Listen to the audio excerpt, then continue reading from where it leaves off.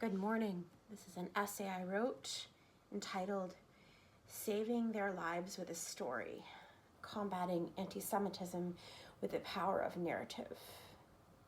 Shortly after the mass pro-Palestinian protests broke out on university campuses all over the United States, an insightful post by an anonymous Twitter X, whatever the hell, user caught my attention and captured my imagination.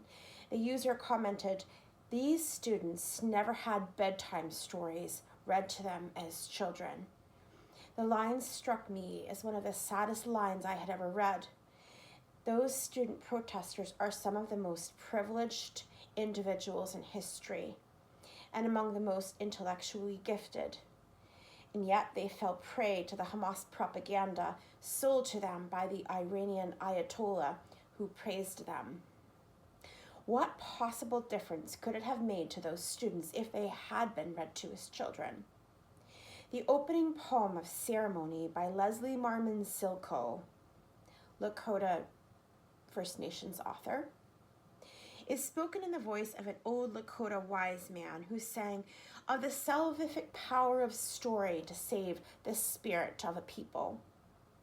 Many, many civilizations down the sweep of centuries have fallen, and yet they are not forgotten because we still tell their stories.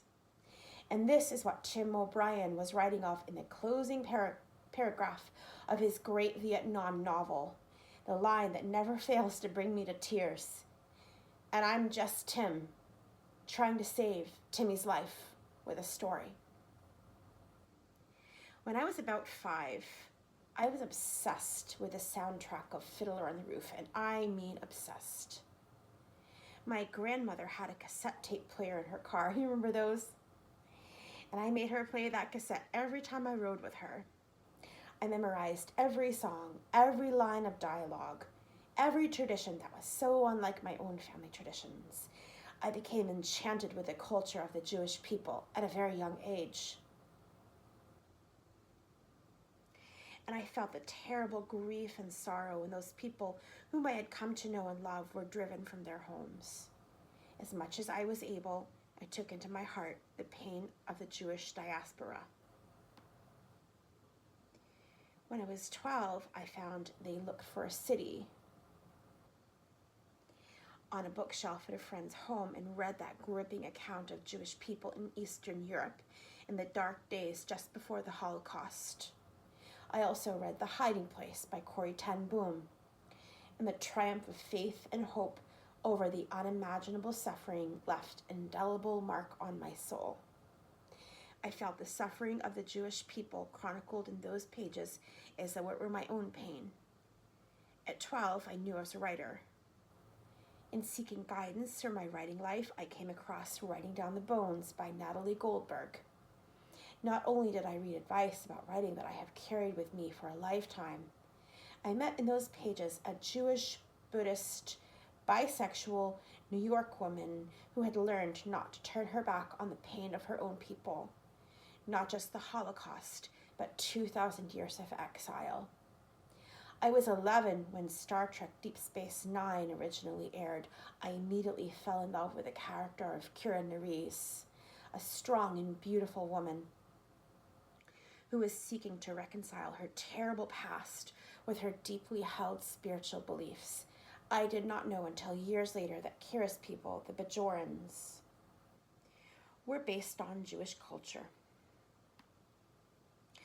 But as I did learn, I felt deeper appreciation for the show that was so formative to me as a writer. I was 11 when I first met the enigmatic and iconic character of Mr. Spock. I mean the original Mr. Spock, as portrayed by Leonard Nimoy. Of all the original Trek characters, he was the one I loved best. It would be many years later that I would learn that Leonard Nimoy was Jewish, and that much of the inspiration for the original Mr. Spock came from Jewish culture, most notably as the Vulcan salute that every Trekkie knows. This gesture is a rabbinic blessing. In my adulthood search for representation of a literary agent for my first novel, I came to have a professional correspondence with an American-Israeli agent, writer, and former Jerusalem Post journalist Rena Rosner. I discovered her historical fantasy novels, Sisters of the Winter Wood and The Light of the Midnight Stars. I was enchanted by the way Rena took the strands of her family history, Jewish mythology, English literature, and regional fairy tales and braided them together like a loaf of challah bread to create powerful stories that drew me into the same skin as the Jewish people who suffered devastating losses in the pogroms. I could not distance myself from the pain.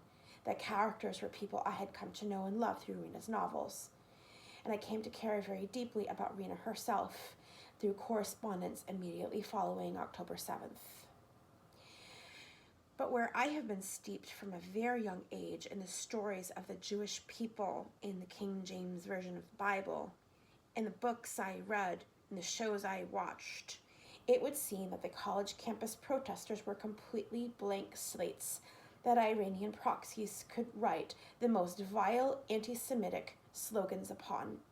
How much greater the evil of the terrorists who carried out the October 7th massacre, because they had been indoctrinated from their earliest years that it was a sweet and fitting thing to kill, rape, and torture Jews.